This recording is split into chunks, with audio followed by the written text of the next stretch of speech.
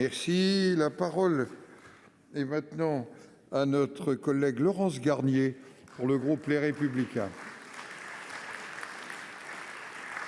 Merci, Monsieur le Président. Ma question s'adresse à Monsieur le Premier ministre.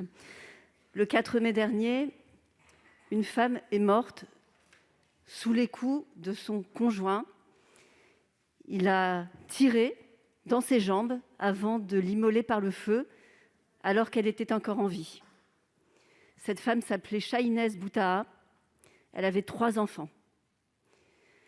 Monsieur le Premier ministre, rien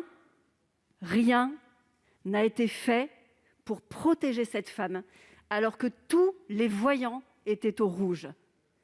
Son mari avait été condamné à plusieurs reprises. Il possédait une arme.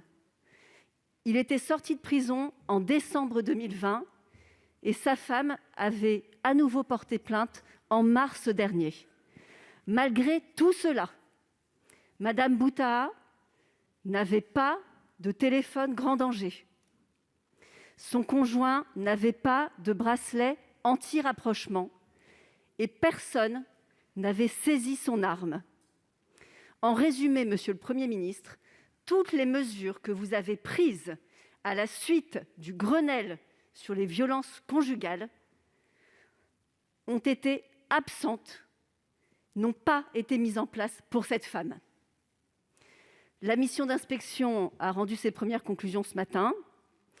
Elle parle d'une série de défaillances et de dysfonctionnements.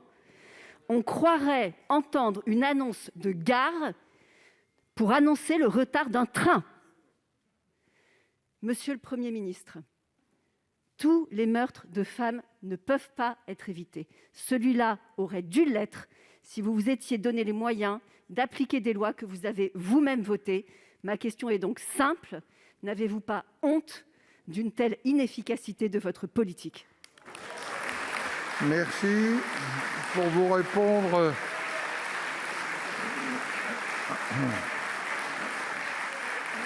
la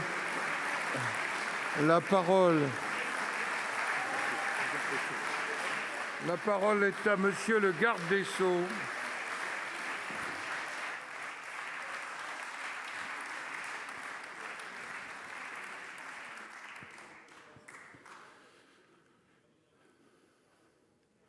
Ce qui parfois me fait honte, c'est l'exploitation. C'est l'exploitation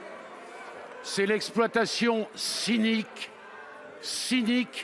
et obscène d'une situation que nous avons tous à déplorer avec beaucoup d'émotion. Nous avons fait bien plus que vous depuis des années. J'ai appelé tout le monde au respect. Vous répondez dans le respect. J'ai appelé tout le monde au respect au début de la séance. Vous répondez en respectant l'auteur de la question.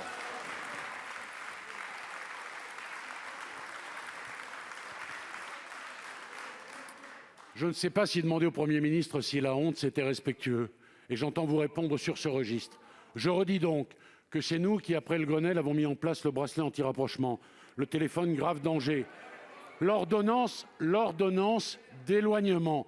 Un certain nombre de résultats positifs sont dès à présent à noter, mais je le dis, et je l'ai dit d'ailleurs, il n'y a pas matière, bien sûr, à faire en la matière de triomphalisme, parce qu'un crime perpétré dans ces conditions en particulier est un crime de trop.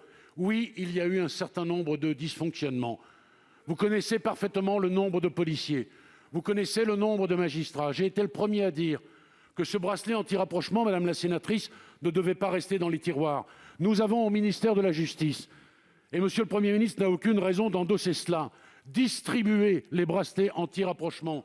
Ils sont en nombre, ils ne sont pas, et ça n'est pas de notre fait, distribués. Nous avons d'emblée, avec le ministre de l'Intérieur, Marlène Schiappa et moi-même, demandé une inspection. Cette inspection, nous en avons pour partie le premier rapport d'étape. Et nous avons dit les uns et les autres que nous n'aurions pas, Madame la sénatrice, la main qui tremble si les dysfonctionnements sont avérés.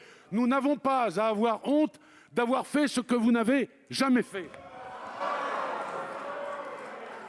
La parole est à notre collègue Michel.